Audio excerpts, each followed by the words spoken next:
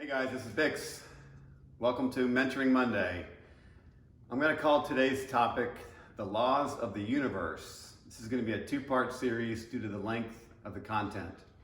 So what do I mean by this? These are irrefutable laws that you cannot change.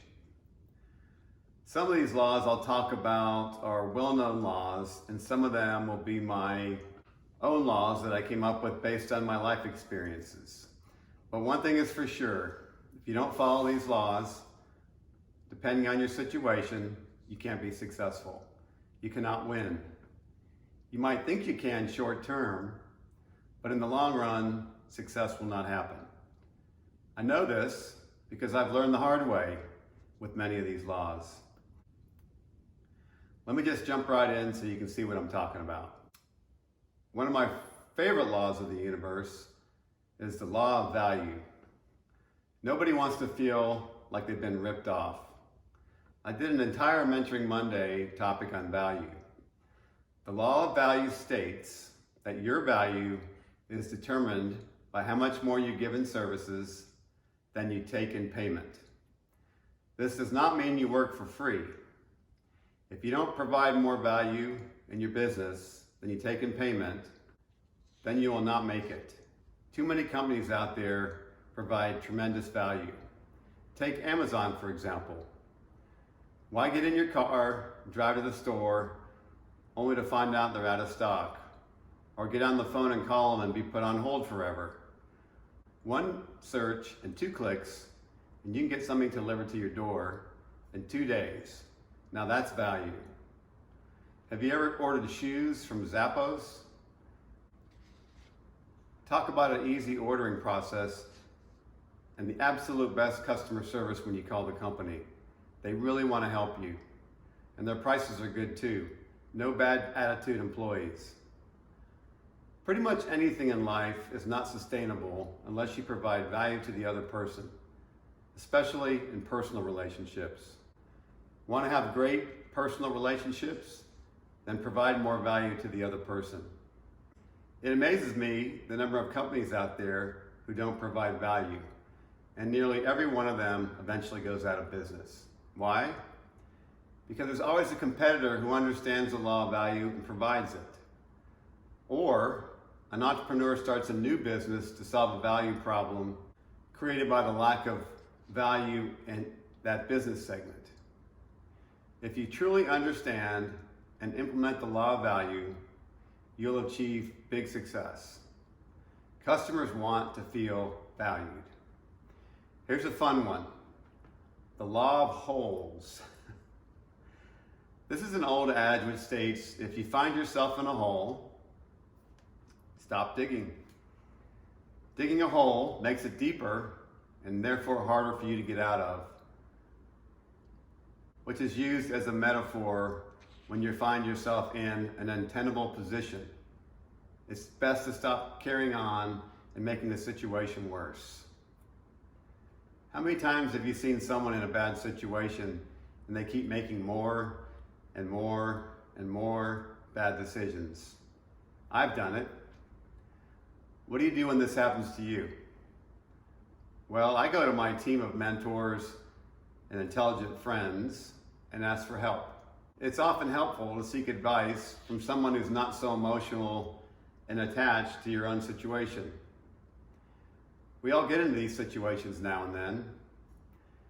It's up to us to realize or to know when to stop digging. Many people are too blind to see it. They're too close to it. If you're able to take the time and look at the situation from afar, sort of mentally step out of the situation, it can help you see the bigger picture and thus figure out a way to get out of your hole. But first, you must see that you're in a hole. Not so easy for some people. Been there, done that. How about this one? The law of allowing it to happen. Have you ever heard this saying? Do me wrong, then shame on you. Do me wrong twice, then shame on me. Why? Because I allow it to happen. If I kept allowing a bad situation to happen, then I become the problem because I refuse to do anything about it. I remember I kept complaining to a mentor of mine about an employee. What he said shocked me. He said, "Bob, you've been complaining about this person for 2 years and you've chosen to do nothing about it. Now you're the problem." That opened my eyes to solve the problem. The law of effective communication. How many times do things go wrong because of poor communication? Bad communication or poor communication is probably one of the most common reasons problems happen. Effective communication is the proper sending, receiving, and acknowledging the communication that was sent. I can't tell you how many times that I was unaware of something happening and was told, "Well, we sent you an email. Did you hear back from me to acknowledge the communication I asked?" No. If the communication is important, there must be an acknowledgement of receipt and confirmation of understanding the message from the recipient. Otherwise, things can go wrong. And if it's that important, call the person and also send out a reminder communication the day before. The law of leverage. So what's the law of leverage? A very wealthy man, John D. Rockefeller, once said, "I'd rather have 1% of the efforts of 100 men than 100% of my own efforts." That's kind of odd. They both add up to 100%. So what does this mean? This means if you want to grow your income and grow your company, you must leverage the efforts of other people. In other words, build a team. Another way to look at this is, how do you scale up your business? Get the business less dependent on you so you can employ other people and leverage their skills and talents. I can do an entire topic on this.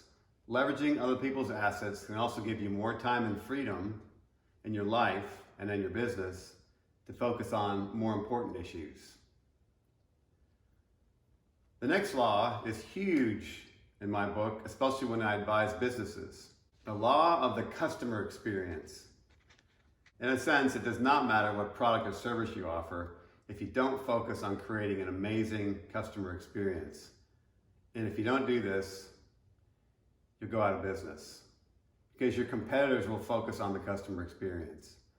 My former company had a tagline, "Whatever it takes," and we lived it. We had amazing service. After I left, the new management team who took over stopped focusing on the customer experience. The company's not doing well and it's now up for sale. What a shame. The late Steve Jobs, founder of Apple and one of the most brilliant minds in the world, said, "You've got to start with the customer experience first and work backwards to the technology." That's why Amazon's killing the big box stores. One search and 2 clicks to get what you want. I personally love going to Whole Foods and Publix, 2 really amazing grocery food stores here in the States. The tagline of Publix is, "Where shopping is a pleasure." Whole Food stores are beautifully designed with so many different areas of the best quality, fresh and organic foods, seafoods, meats, and supplements. I don't go anywhere else unless I just don't have a choice. For the same reason, I try very hard to avoid going to Walmart. Great low prices, but the experience is often dreadful. Want to be super successful? Focus on the customer experience. Okay, since we're talking about customers, the last law I'll talk about today is the law of customer growth. I keep talking about Amazon. Jeff Bezos, the founder of Amazon, said these 9 words: "We hope to earn even more of your business." This made Amazon a $1 trillion company. It's so much easier and less expensive to get more business from existing customers than it is to find new customers. Why? Because you already have a relationship. Make the relationship awesome, and guess what?